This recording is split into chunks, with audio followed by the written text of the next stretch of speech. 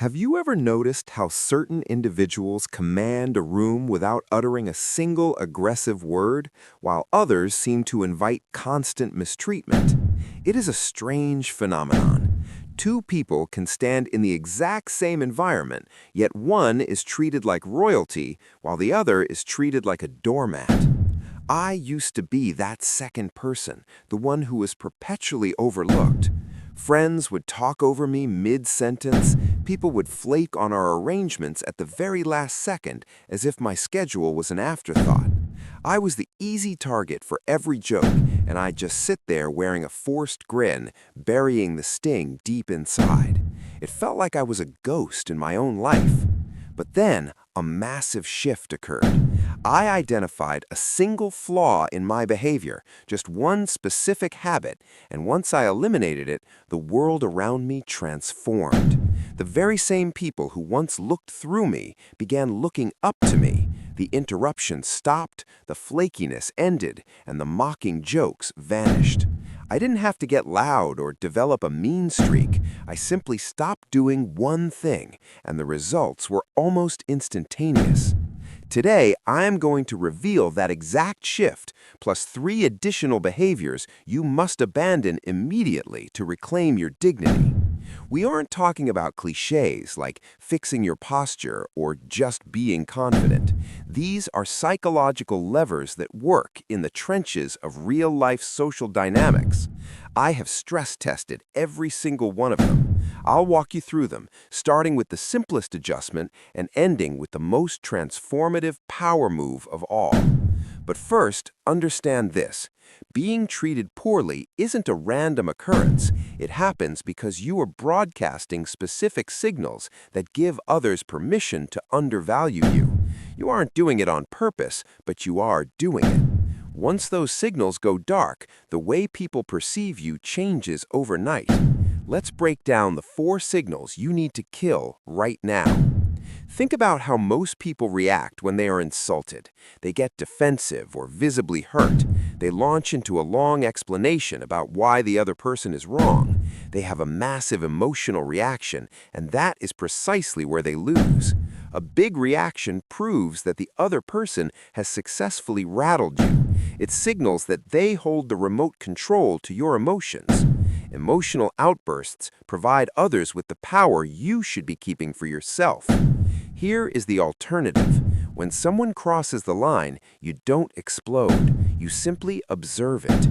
You look them directly in the eye and say one short clinical sentence. That was disrespectful.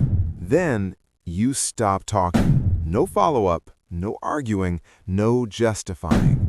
Just label the behavior and let the silence do the heavy lifting.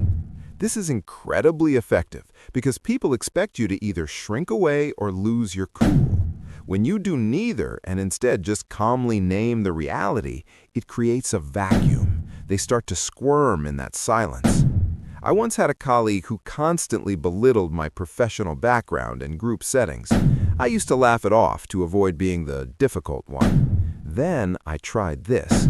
The next time he made a snide remark, I stared at him and said, "That's rude." I didn't break eye contact or soften the blow with a smile. The room went dead silent. He actually stammered an apology and never tried it again. Why? Because I refused to play the game. I wasn't being angry. I was being a mirror. Try this tomorrow. When someone is out of line, don't get heated. Just say, "I don't appreciate that tone," and then hold the silence. Watch them backtrack. Your status will rise the moment you stop overreacting. This next shift was the biggest game changer for my personal life. When you make yourself available at every waking second, you are telling the world your time has 0 value. We respect specialists and doctors because their time is gated. You wait for them. They never wait for you. That scarcity creates perceived value. Now, look at the person who replies to every text in 10 seconds and drops everything the moment someone asks for a favor. Do you respect their time? Of course not, because they don't treat it like a limited resource. Here is the fix. When a message comes in, you don't have to be the fastest gun in the West. Wait an hour or 3. Not to be manipulative, but because you are actually busy building a life. When the phone rings, you aren't obligated to interrupt your current task. Call back when it's convenient for you. When someone asks for a commitment, stop saying yes before they even finish the sentence. Say, "I'll check my calendar and let you know." This is a subtle but massive psychological shift. When you make people wait for a piece of your day, you are training them to see your time as a premium asset. If you treat your time like a bargain bin, nobody will pay full price. I used to be the guy who stayed plugged in until midnight, replying to every trivial query. People took advantage of me because I signaled that I had nothing better to do. Once I started delaying my responses and saying, "I'll get back to you," the dynamic flipped. People stopped demanding and started asking. They began thanking me for my time instead of acting entitled to it. Your time is your only non-renewable resource. Act like it. Next, we have to address the fear of friction. Most people tolerate toxic behavior because they're terrified of conflict. They endure the disrespect because saying something feels awkward. But realize this, by tolerating a boundary violation, you are actually reinforcing it. You are teaching that person that there are no consequences for mistreating you. You must cut it off the very second it happens, not an hour later, not via a long email the next day, right then. If a friend flakes for the third time, don't say it's fine. Say, "This is the third time you've bailed, and I'm not okay with it." If a coworker tries to claim your ideas, speak up in the meeting. "Actually, I developed that concept. I'd like to walk everyone through the details." If a relative makes a cutting remark, shut it down. "I'm not going to have this conversation if you use that language." It isn't about being aggressive, it's about being clear. Most people avoid this because they think it creates drama. But you know what's more dramatic? Letting resentment rot your soul for years until you eventually have a nervous breakdown. I once had a boss who dumped his weekend tasks on my desk every Friday. I took it because I wanted to be a team player. Eventually, I just said, "No, I have plans, and this is outside my scope." He was shocked, but he actually treated me with more professional respect afterward.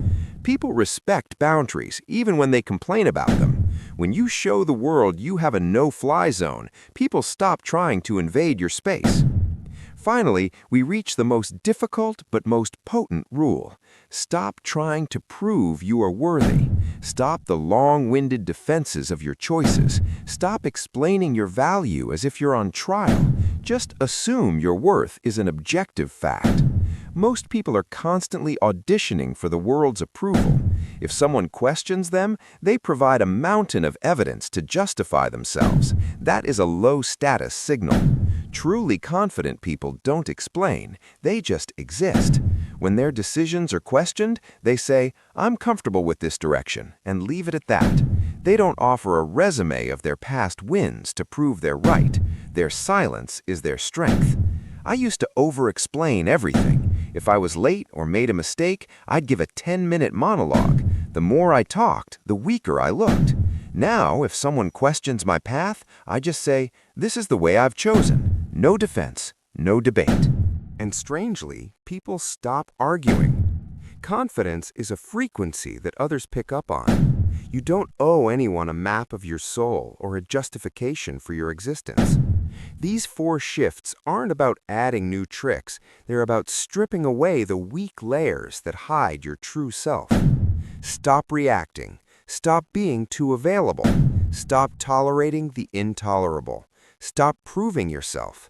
When you remove those habits, respect fills the void automatically. Choose one move to execute today, just one. Next time you feel that old urge to over-explain or overreact, catch it. Stop. Do the new move instead. Please like this video and tell us in the comments which one of these you're trying first here at Winds of Thought. You were never meant to be a doormat. Start acting like the person you were born to be.